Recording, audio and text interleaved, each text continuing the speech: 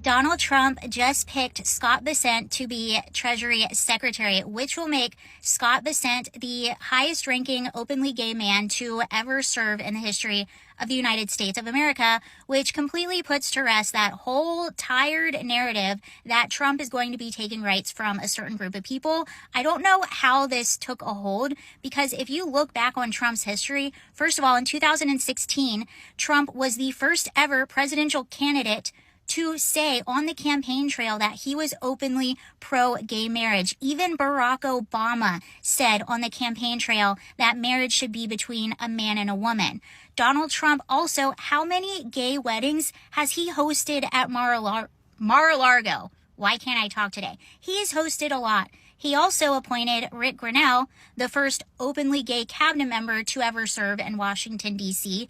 It was Donald Trump's Supreme Court that made sexual orientation a part of Title IX so that you cannot discriminate against that in the workplace. And it was Donald Trump's administration that was fighting to decriminalize homosexuality in the Middle East. So these are a lot of things that people do not bring up because that would be rather inconvenient to that narrative that Trump is going to take away all the rights.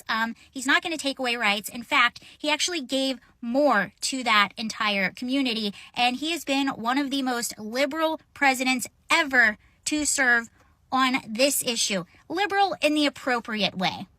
Not the last. I scratched that last part. You guys are funny. The Democrats are funny. Yes, I didn't expect to see this. I'm in shock. Whoopi Goldberg unexpectedly shut down co-host attempt to fearmonger about Trump before he even takes office. I don't know if you've seen that video. I'm actually in shock because Whoopi Goldberg acted here in a way that everyone on social media is talking about this video. We have not seen this before. Throughout here, we have seen how they just agree on the same thing, spewing hate against Trump. Now they wanted to continue to spew this. Oh, Trump will do this. I don't know what will happen. I don't know the outcome. Whoopi Goldberg erupted and shut everything down. It was amazing to see. Let me not talk much. I'm going to play this video so you can see exactly what actually happened. God's honest truth, I kind of always thought Trump would win until maybe the final days just because it felt like Kamala Harris had this real momentum. But the signs were there. And I have a very diverse friend group, family, like people who vote different ways. And I have felt like there was a yearning in this country that people wanted Donald Trump back. And the most common thing I heard this entire election cycle was, I don't like his personality. I don't like the way he talks, but my life was better when he was in office. And I'm in this position where I feel a bit unburdened by what has been. I'm going to wait and see. He's not been sworn in yet. I'm somebody who probably agrees with 75% of his policies. If he focuses on creating jobs, on bringing down the cost of living, securing the border in a responsible way, and being tough on America's adversaries, I'm all for it. What doesn't mean we're not going to call balls and strikes when he does things that are beyond the pale or he uses words that are offensive to people, then be ready to call that out. But I just think I'm kind of shying away from this sort of apocalyptic, it's all, we need to be like losing sleep over it. The American system of government is strong. It's held. There are checks and balances, even if my party's in control of the House, the Senate, and the presidency. And I think we should I root for America, so I root for a smart, serious Donald Trump presidency. So I think what we're all saying is we're going to sit and watch. We're going to wait and see because we can't do anything else except. I'm not going to wait and see. I mean, this guy is told us he's a retribution. He's going to be a dictator. Doing like There's nothing to be done until you know what you're fighting. It's pissing in the wind doesn't help.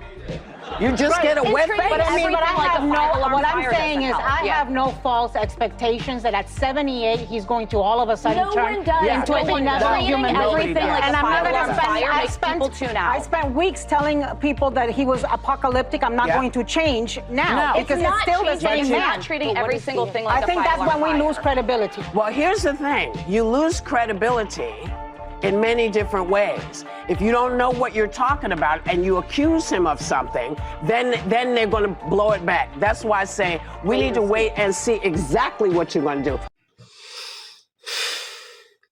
Trump was president for 4 years. Nothing happened. The economy was better. People were happy. And these same people took a decision to see vote for him because under him they were living happy. Under Biden, everything was worse.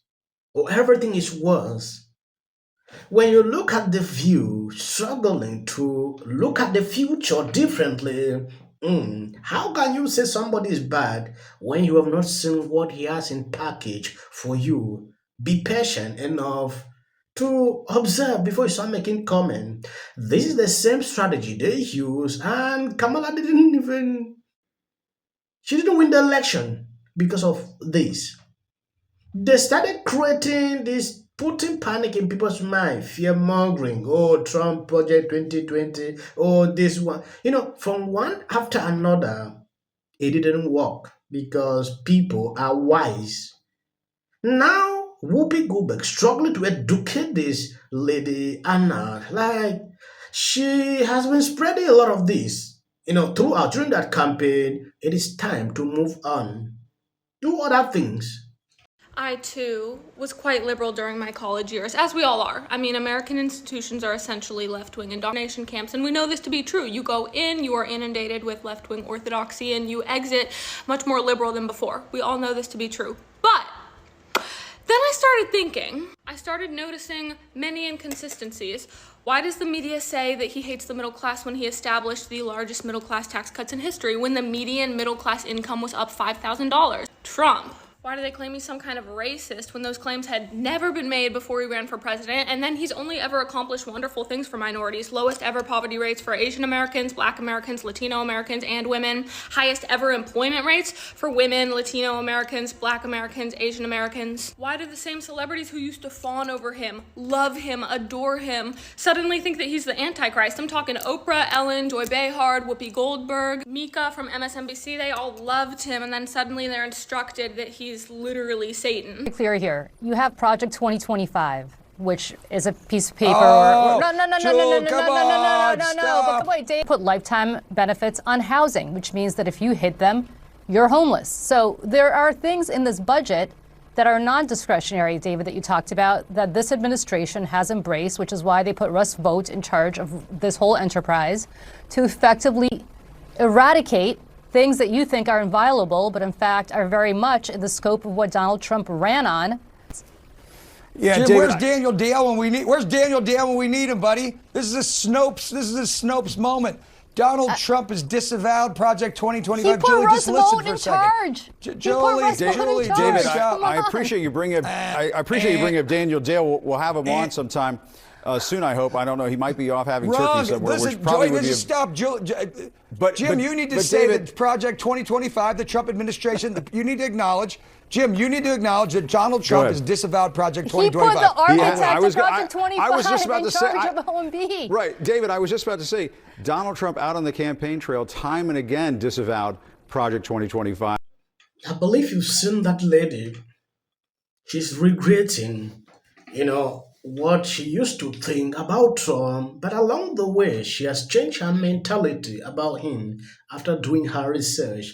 Now, looking at CNN, this lady is still there spewing this. Even after the campaign, election is over. They cannot move on. They will still continue to say this. Oh, Project 2020.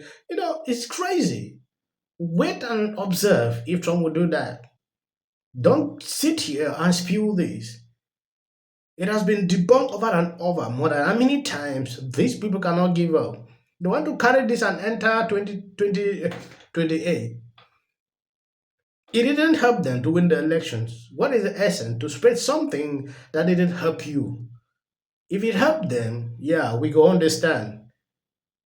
Now, they want to click into all the lies they spread. It's annoying sometimes when I see liberals doing this. I think that politics has substituted religion to some extent. People have almost like this religious zealotry toward their political beliefs.